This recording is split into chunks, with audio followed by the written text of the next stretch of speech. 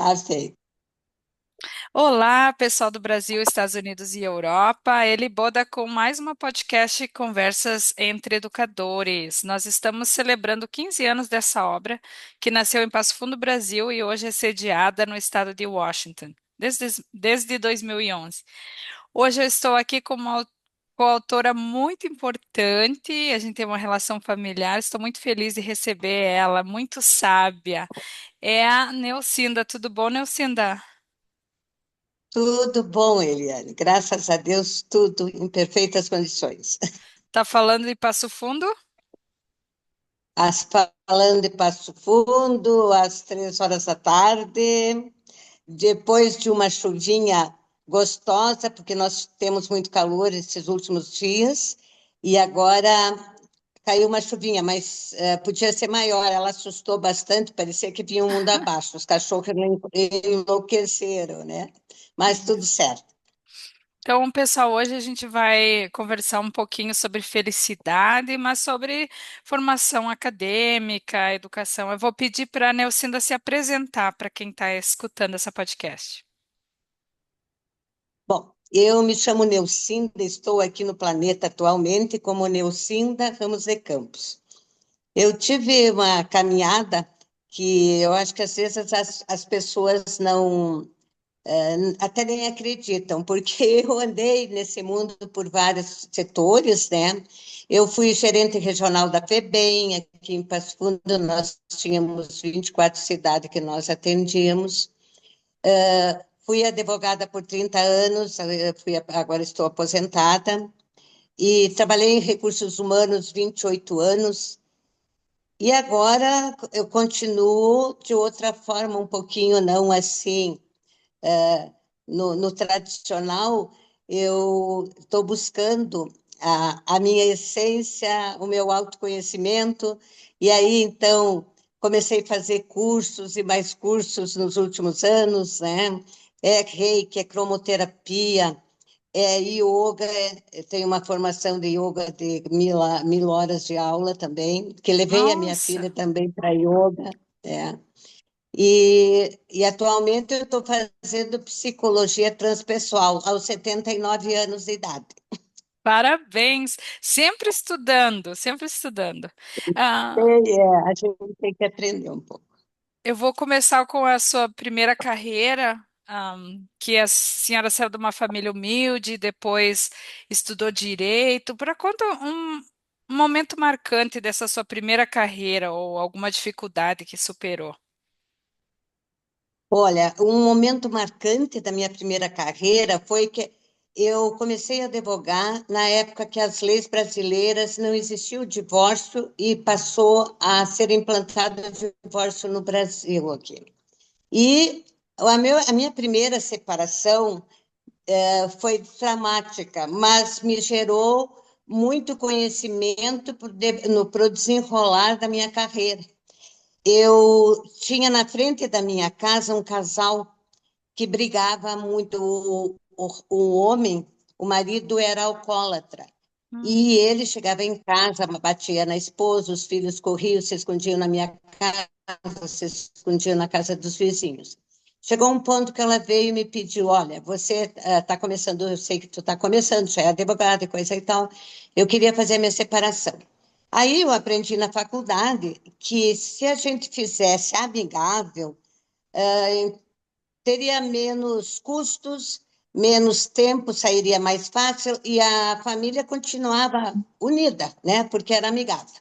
E aí conversei com ela, eu digo, você conversa com ele uma hora que você tiver, que ele estiver sóbrio e pede para ele as coisas, pergunta para ele o que, que ele quer ficar, com que bens ele quer ficar, e negocia com ele se ele quer, ela que precisava da casa porque ela tinha filhos.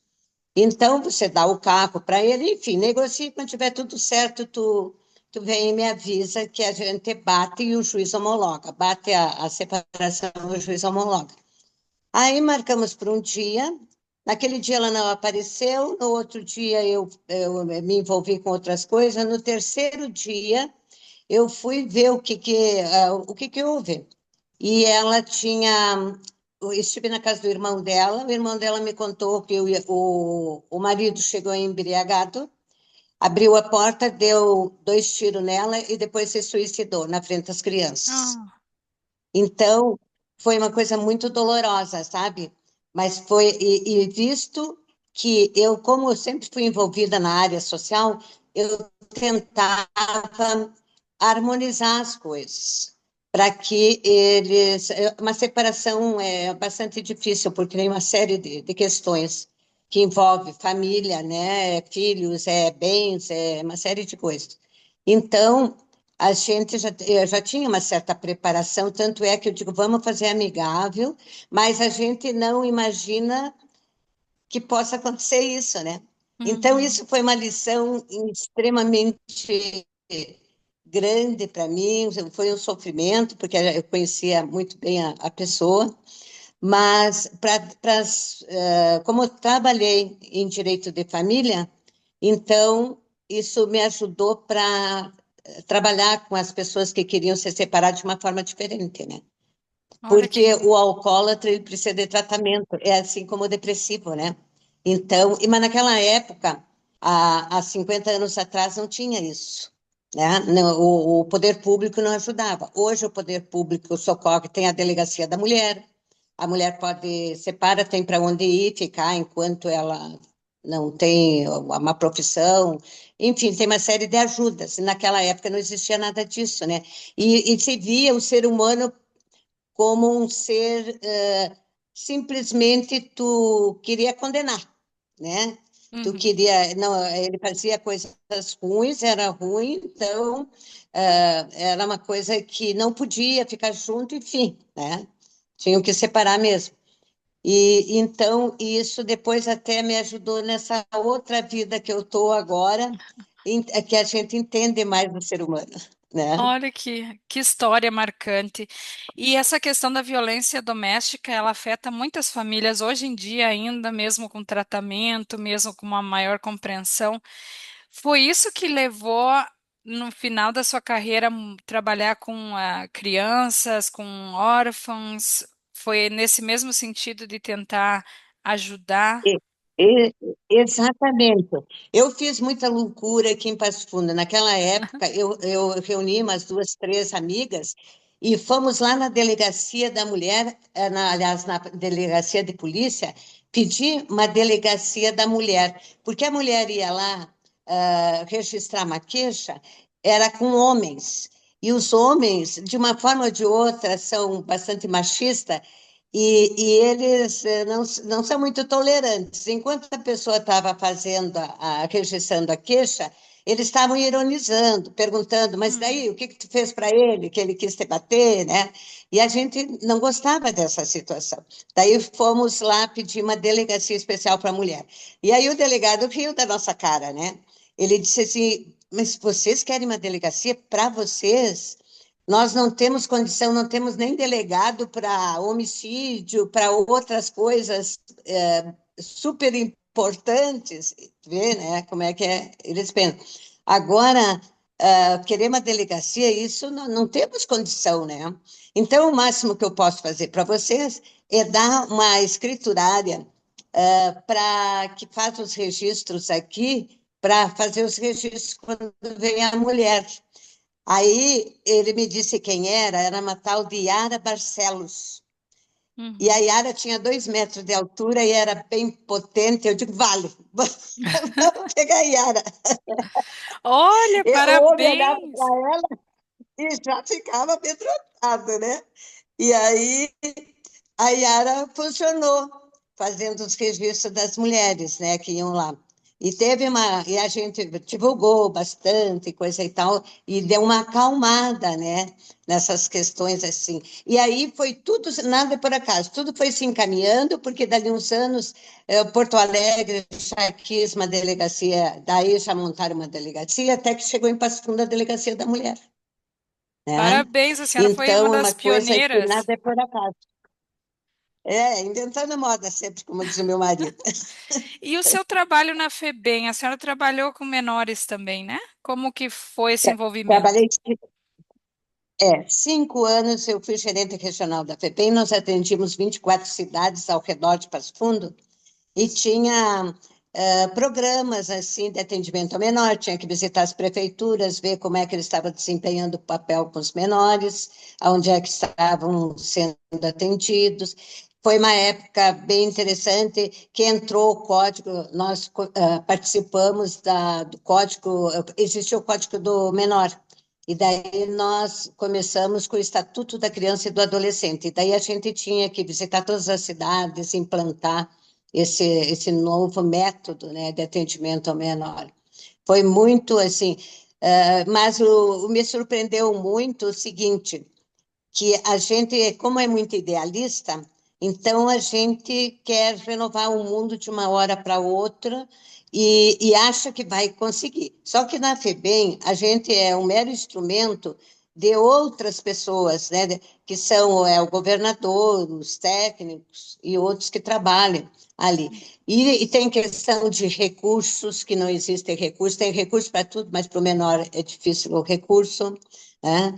E os atendimentos, era uma época que se atendia menor infrator, tinha os centros, né, de vez em quando eles queimavam o colchão, lá a gente tinha que correr, atender, mas foi um aprendizado muito grande, porque eu aprendi também o seguinte, eu tentava mudar o mundo, pegar aquela criança, colocar no local de atendimento, num atendimento, trabalhar com os pais e coisa e tal. Só que nem todos querem isso. Às vezes a gente fazia um programa, nós estava precisando de cozinheira, de pessoas para faxina, para tudo que é tipo de trabalho, e ia lá na vila, oferecia um curso, ó, nós vamos especializar você em faxineira, em babá, em cozinheira. Vamos lá, nós vamos fazer um curso, você vai sair daí, nós já empregamos você, você vai sair bem. Era muito difícil. As mulheres queriam ficar debaixo da árvore tomando chimarrão. Ah, mas a questão assistencial também. Na época, elas recebiam rancho da LBA, rancho da FEBEM, rancho da Secretaria da Saúde. Daí elas diziam assim, mas nós temos tudo, não Hum, precisa nós trabalhar. Entendeu? Então uhum. eu aprendi outro lado, sabe? Que as pessoas nem todas estão querendo sair daquele problema. Às vezes é cômodo para elas ficarem naquilo, né? Exatamente. Mas foi um aprendizado, né? Seu trabalho foi Foi muito muito interessante. maravilhoso em Passo Fundo. A gente tem vários pedidos para que você viesse falar aqui. Mas conta um pouquinho da atuação no momento, nesse envolvimento com psicologia, com yoga. Como que se deu essa transição Oi. do trabalho social para essa parte mais espiritual? Pois é, eu tinha lá, eu tenho um sítio e lá eu tinha uma pousada. E recebia as pessoas e coisa e tal. Aí eu tive que fazer uma cirurgia de quadril. Primeiro fiz de um quadril, depois fiz do outro. E nesse tempo eu não podia dirigir por 3 meses, tinha que ficar parada, e eu não consigo parar, né? E os meus filhos, eles mudaram a empresa para outro lugar aqui, bem pertinho aqui do lado dos terrenos que eles tinham, e aí eles me deram uma a empresa que era, onde era a empresa, eles me deram para trabalho, é um prêmio de consolação, né? Porque daí, para mim ir lá para a pousada, eu não podia ir, né? E eles não têm condições de atender lá, daí a gente fechou. E eu passei, daí eles me deram o espaço da empresa e me facilitou fazer aquilo que eu já vinha fazendo, inclusive lá na pousada, que a gente fazia cursos de yoga, de reiki, de cromoterapia, de constelação familiar. A gente fazia lá. Daí eu concentrei para cá, né? Que aqui daí eu não preciso me desgastar muito. Mas está dentro de mim tudo isso. Até porque se a gente for ver a ancestralidade da gente, na constelação familiar a gente estuda muito isso. A gente vem de uma família, a minha bisavó era parteira, era curandeira, trabalhava com ervas. Então, tem aquele. E a minha mãe era de origem portuguesa, mas aqueles portugueses que, na época dos reinados, lá dos reinos, eles estavam sempre muito presentes ao imperador, no sentido de dar assistência, como padres, como freiras, como ajudando ali. E aquilo, então, essa raiz holística, né, é muito forte. Porque eu me criei com a minha mãe, ela me ensinando a olhar no Missaulo, olhar a Via Sacra, é muito assim, sabe? E aí essa questão ficou muito dentro de mim, né? A espiritualidade que a gente tem. Lógico, antigamente a gente era muito padronizado, eu sou católico, eu sou evangélico, eu sou, né, aquilo. Mas hoje em dia nós estamos pegando essa espiritualidade que vem de tudo que é lado, né? A gente acata, ouve as pessoas, vai na Umbanda, ouve os sacerdotes, os lugares, né? Seja budista, seja da Umbanda, seja evangélico, a gente vai, ouve e vê o que é melhor para a gente. Aquilo que serve para a gente fica, a gente usa. Talvez aquelas, tu vai num lugar, foi jogada uma sementinha aqui, ali Hum. dentro de mim. Só que como não deu chuva nem nada, tá ali. Mas de repente cai um temporal assim como hoje, aí a semente rola e enche d'água e vem o sol e ela cria vida e daí entra. Então essa caminhada da gente é muito interessante. Mas a parte de um princípio assim, que eu, quando pequena, né, com a morte do pai aos 8 anos, o teu avô abençoado, né, me levou para casa dele para me estudar, e foi ali eu devo tudo isso ao teu avô e à tua avó. É lógico que a minha mãe deu toda a força também, mas eles foram os que impulsionaram tudo que eu sou hoje, porque eles me colocaram ali numa escola, num grupo escolar, eu estudei ali uns 6 meses, depois a minha mãe arrumou o internato e eu fiquei 9 anos interna num colégio de freira. E agora eu questiono muito aqui no Brasil. Eu estudei no colégio de freira, que era um colégio particular, era uma hospedagem, era caríssimo. Mas naquela época, conforme a nossa origem, o problema que a gente estava passando, eles davam uma bolsa de estudo, o governo o nosso Olha, aqui até era o Leonel Brizola na época. Ele nos deu, daí ele me deu uma bolsa de estudo, e eu estudei esses 9 anos lá com a bolsa de estudo. Só que eu tinha que ter a nota mais baixa, não podia baixar de 8. Então, tinha que estudar muito porque tinha que ter resultados, né? Se a gente baixasse de 8, não podia. Daí eles cancelavam a bolsa. Então, uma coisa maravilhosa porque impulsiona a pessoa a ir para frente, né? Não é o caso nosso agora que nós temos uma Bolsa Família aqui, que daí ninguém mais quer trabalhar, porque se uhum. não tem carteira assinada, não, não, aliás, não pode ter carteira assinada, né? Senão não ganha a bolsa. Então ninguém quer trabalhar e só querem ganhar toda. É uma história diferente, é um contexto diferente, né? E Uhum. aí na educação está o nosso resgate. A educação é tudo. Sem educação é isso que teus pais, a tua mãe e os pais dela, a minha família, minha mãe, eles buscavam sempre a educação para nós. Sem educação não vai para frente. Exatamente, que palavras sábias eu estou escutando aqui, o mundo passa pela minha cabeça. Então, sempre essa vontade de estudar, de estar sempre se atualizando. O seu curso de direito também teve muito que correr atrás, né? Não foi nada assim Uhum. dado, foi sempre Foi, trabalhado para isso. trabalhar. Isso. Muito bem. Tanto é que dizer, fala. Não pode falar. Não, interessante o que você disse, né? Eu tive aula no final da semana agora sobre mitos, né?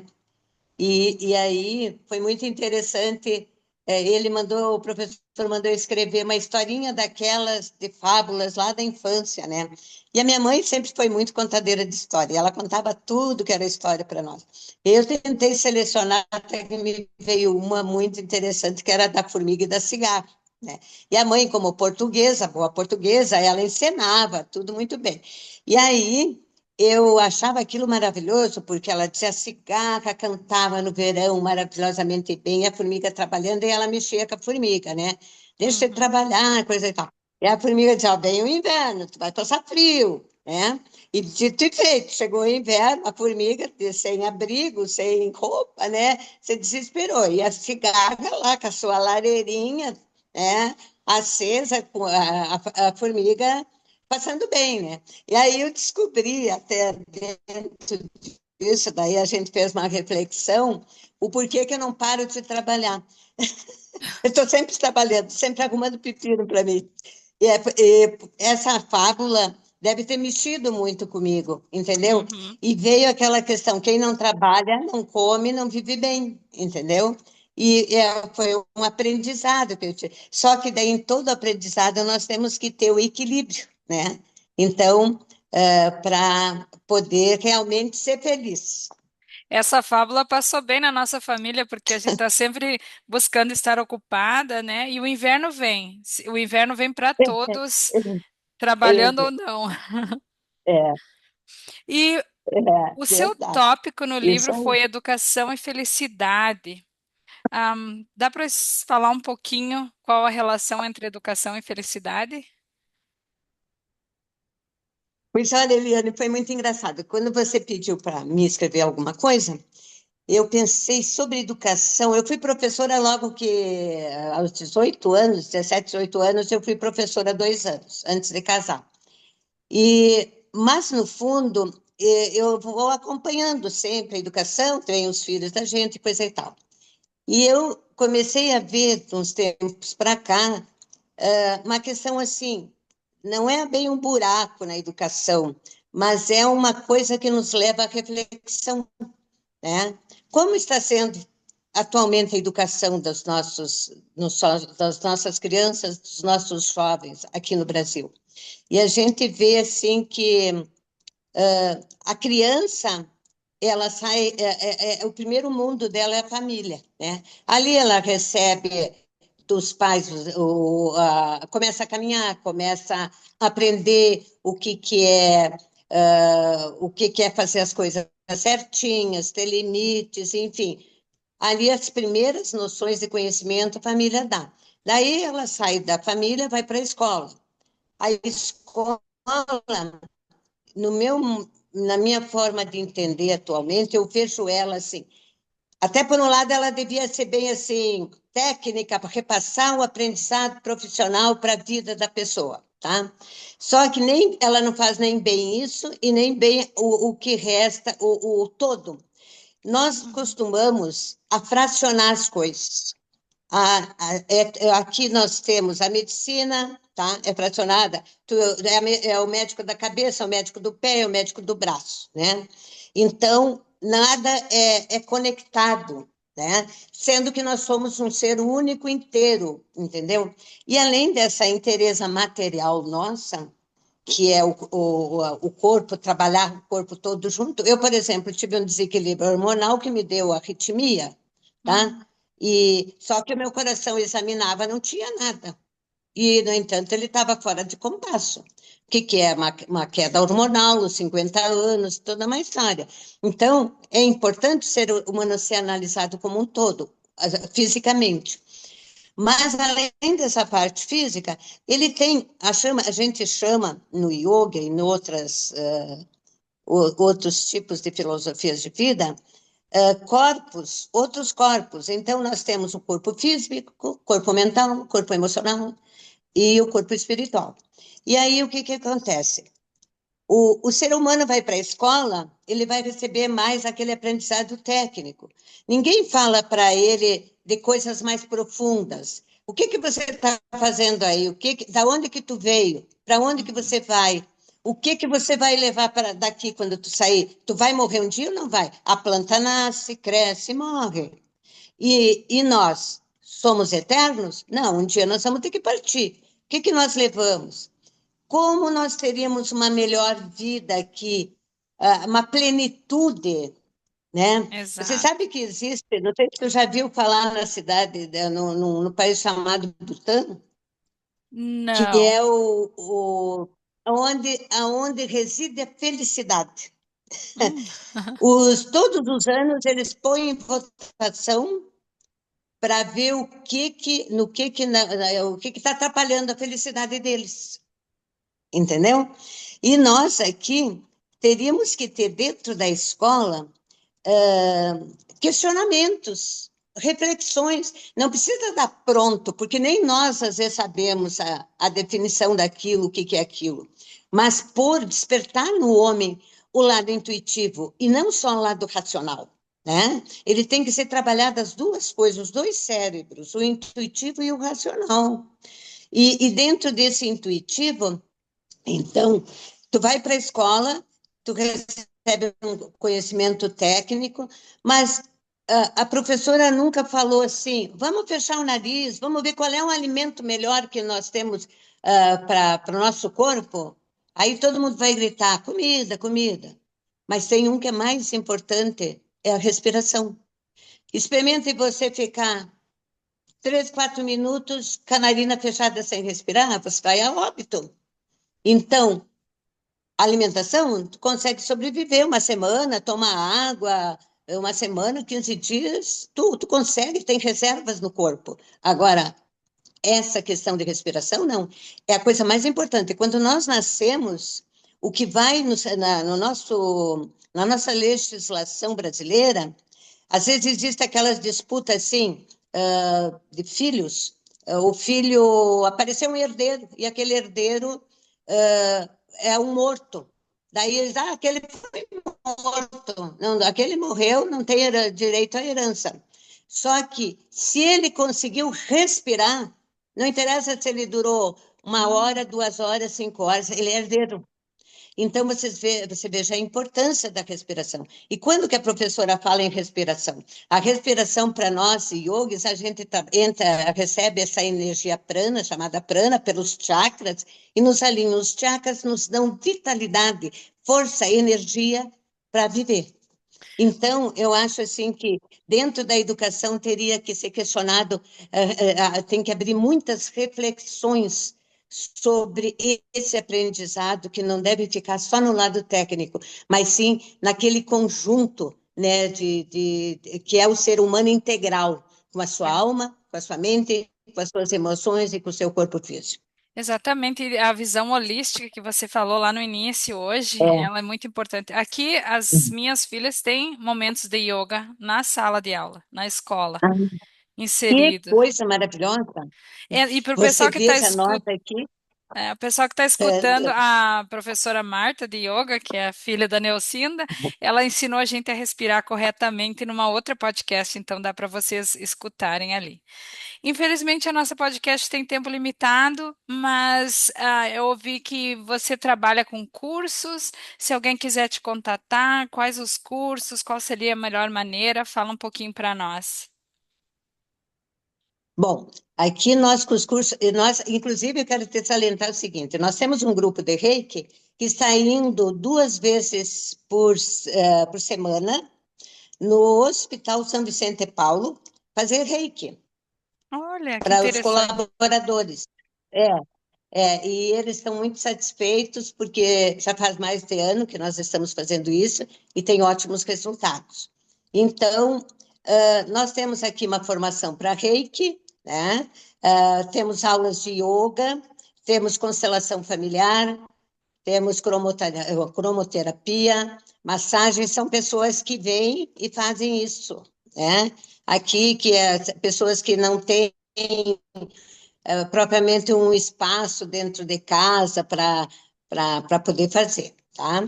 E aqui o nosso endereço é a Rua Parobé, número 36, bairro Cruzeiro, tá? E qualquer coisa, nós temos no Instagram uma página que se chama Divina Presença. que Olha, daí interessante. tem todo ali o endereço e as coisas, né, do nosso trabalho. Então, se as pessoas, o nosso telefone é 54 98401 5537. Olha, pessoal, eu super recomendo. A Neucina me aplicou uns reiki à distância. E teve uma outra terapeuta. A última vez que eu fui no Brasil, eu convidei uma terapeuta de Guaíba. Eu não sabia que a Neucinda estava com esses cursos. E ela foi na casa do meu pai. A gente fez reiki em várias pessoas. Ela fez, né? E com terapias alternativas, cromoterapia. Ah, que E, legal! e ela colocou a aurícula também, terapia nas pessoas. Nós vamos. Ah, Eurípides, Isso. isso. Mas eu não. Agora, a próxima vez que eu for ao Brasil, eu vou te Mas visitar aí também. daí tu tem aqui, né? Mas Vou sim. maravilhoso. Só de saber que você fez tudo isso, Guria, eu fico imensamente grata, agradeço a Deus, porque, olha, você, como eu vejo assim, você é uma missionária e tem missões a desempenhar nesse teu trabalho aí. Tu tem uma grande missão, de fazer muitas coisas nesse sentido holístico, porque você tem muito conhecimento, você não trabalha só, não trabalhou só no Brasil, trabalhei nos Estados Unidos, trabalhei em outros países também. Então, tudo isso não é por acaso, é Olha por só. missão também. É no DNA. Que E sabe que ela atendeu umas 20 pessoas. é Foi no o fim de dedo. semana. A Núria, até Núria, beijo se tu tá assistindo essa podcast. Neucina, me dá uma mensagem final para quem está escutando essa podcast. Se tu fosse deixar alguma coisa para o pessoal levar para a vida deles, que seria? Que eles pensem que eles são, em trabalhar em si o seu ser integral. O seu corpo físico merece uma boa alimentação, merece exercícios, merece, quando não está bem, ir para o médico, trabalhar fisicamente. Agora, ele tem uma mente, ele tem uma emoção e ele tem um espírito. E isso é muito importante que ele integre tudo isso. Que você vai. Por que, que você sente assim, às vezes, uma pessoa vai, faz a cirurgia, trabalha lá, o médico dá ela, dá por encerrado o caso, está tudo certo. De repente, aquela pessoa volta à manifestação aquela. Por quê?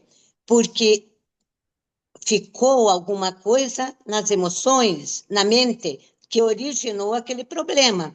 Ele voltou, foi curado fisicamente, mas enquanto não curar aquela parte mental, aquela parte emocional, a doença vai reiterar. Então, nós temos que ter todo esse cuidado para trabalhar o todo. Descobrir dentro de nós que nós somos deuses em ação. A nossa essência é divina. Se Deus é perfeito, eu também sou perfeita, tá? Eu tenho o DNA dele, tá? E qual o filho que não tem o DNA do pai e da mãe? 50% do DNA do pai e 50% da mãe. Então, nós temos que juntar todas essas coisas, né? Juntar a espiritualidade com tudo isso, fazer a nossa parte, o resto nos unir com esse todo, né? Uma coisa muito importante é a pessoa ir na natureza. A Uhum. natureza é vida e nós nos reciclamos nela. A terra, mãe terra, as árvores, os rios, os mares, é pura energia. Tudo que nos cerca é energia. E nós temos que saber captar essa energia para dentro de nós, para recuperar as nossas células. Eu, quando estou com algum probleminha, eu entro para dentro do meu eu divino, do meu eu espiritual, e eu digo: ó, está na hora, eu estou aqui, quero receber as minhas células tudo certinhas, sadias, transmutar todas as células doentes e quero receber todas essas células novinhas.